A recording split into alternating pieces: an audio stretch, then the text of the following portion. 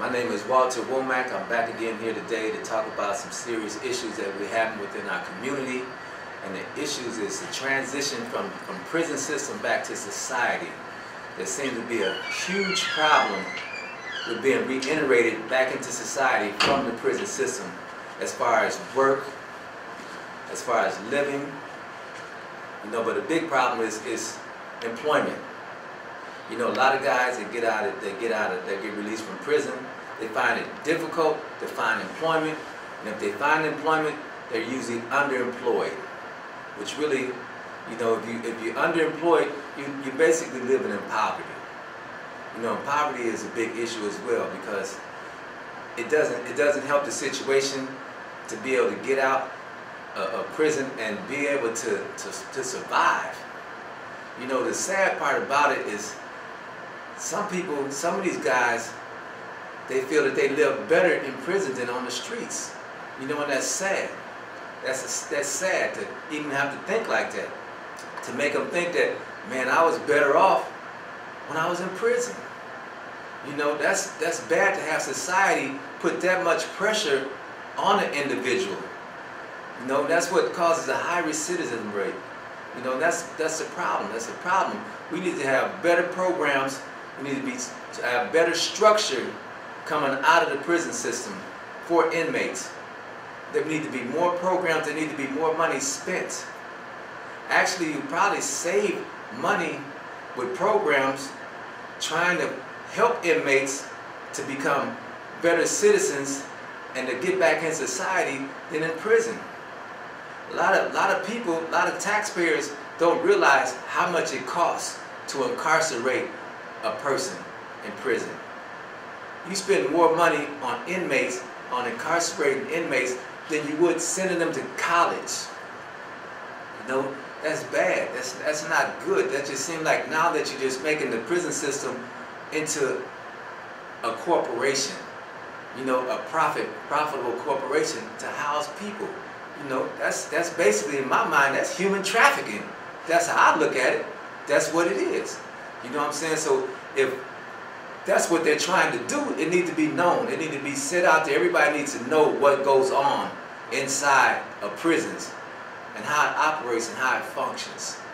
But I believe that there should be more done for inmates trying to get jobs coming out of prison system. If you want to help, that's the best way to help. We need to find jobs, create jobs. There's a lot of jobs out there that can be created for inmates. But you know what I'm saying, they don't know where to go. They don't know where to go. They don't know where to go. They're not trained. They don't know they don't have the proper dress, the proper attire, the proper transportation. When you just release an inmate into society, just throw them out there, that's like taking a person and putting them on a deserted island and just tell them, just fend for yourself. Just fend for yourself. If you make it, you make it. If you don't, you don't. So I think as far as getting prepared, there's not enough programs getting inmates prepared to re-enter society. And I think there needs to be a whole system change. And once you get out, even the guys, this is another issue. I'm going to jump ahead to another issue right now, because this is on my mind right now. Because this is what I'm hearing a lot of.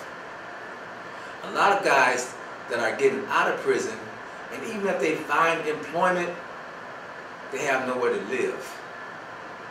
No one accepts them.